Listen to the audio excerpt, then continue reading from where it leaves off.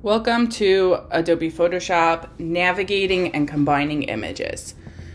What we are going to talk about today is how to bring images from one document into another to essentially combine them.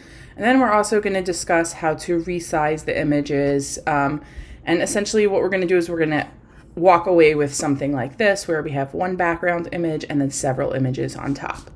So I'm going to close this file and I'm going to go to File, Open.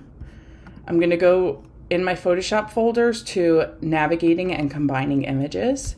And we're going to open several documents at once. To do that, I'm going to hold on the first image that I want to. I'm going to click on the first image that I want to open. And then I'm going to hold the Shift key and click on the fourth image that I want to open so I can get this entire list. And I'm going to click Open.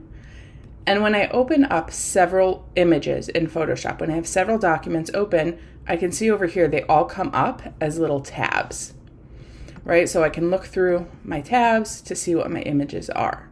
Now we have a few different ways that we could combine and put these images, the photos of these models, into this background image.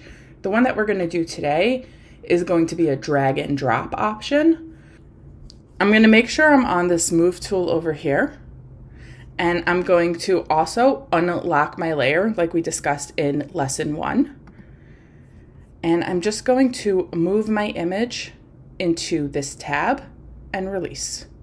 Okay, I know this came in really big, but we're going to do the same thing again with the other images. I'm going to unlock the layer, move, and release. I'm holding down my trackpad the entire time. Or if you're working with a mouse, you hold down your mouse the entire time.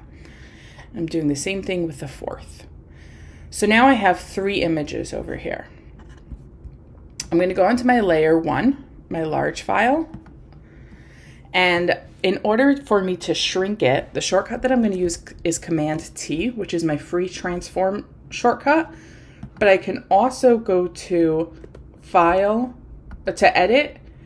I can go to Transform. And I can do free transform or scale. I can, if I want to put on specific transformations, I could turn those on, or I can have just my free transform tool on, which will allow me to do either of those things.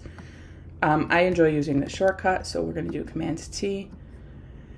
And now if you'll notice, as I'm resizing it, when it hits the size of the object next to it, this little magenta line comes on. Those are our smart guides. If you ever can't find your smart guides, you can go to View and Show and do Smart Guides. And then your smart guides will appear when your photo is equal to something near it. So Photoshop will try to figure out what you're trying to snap it to. Your smart guides will also appear over here when your photo is aligned to something. So if it aligns to the top, it'll show at the top, the middle, the bottom. So now I'm going to be transforming this image until I have the size that I'm happy with. Okay, and then I'm going to go back to, when I'm done with it and I'm happy with the size, I click Enter or Return. And then I'm going to go back to my Move tool, which is, the shortcut for that is V. And now let's talk about aligning these images. So we have a few different ways to do it. First of all, I can click on my middle layer and I could just align it on the top to the middle of the page. Now, if you want to see whether you're selected on Align to Canvas or Align to Selection, you press with where your align tools are, you have this little 3 dots over here. You click on that and then you can swap between Align to Canvas or Align to Selection. Once I'm aligned to my canvas, all I did to get it to the center was I clicked on the center align tool. This is what would happen if I would click on any of the other align tools. Okay, and then I am going to space out these 2 images around it evenly. I put one just at any length over here, at any place, and then the next one, to see that it's even, I'll get these smart guides that'll pop up over here.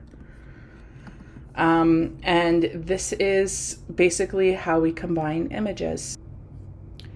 Now let's discuss zooming in and navigating around Photoshop. So to zoom into a file, you can click Command plus You can click Command plus, and that'll help you zoom in to where your document is, to where you want to see, sorry. To zoom out, it's Command minus. So Command plus zooms in, Command minus zooms out. And then we have this option to pan in Photoshop. To pan something means to just move our board around. The shortcut and the quickest way to do it is to press the space key, and then I get this little hand that looks like a grabber, and I grab somewhere and I move it. So if you'll notice, when I'm grabbing on this person's hand and then I move it, it's moving wherever I'm pushing to is where the hand is going. It's a great way to like fine adjust where we're moving on our canvas. We could also use the sliders up top and the sliders on the bottom. And in addition, we could use our trackpad to try to move it. But sometimes the easiest way and the most precise way to do it is to use the space key and to pan like this. We do have a tool for this in our toolbar, which is this hand tool, right? But then you have to switch back to whatever tool you were using before, whereas if we just use the space bar, it temporarily gives us the hand tool, and then it releases as soon as we release the space bar. And that is all. I'll see you in the next one.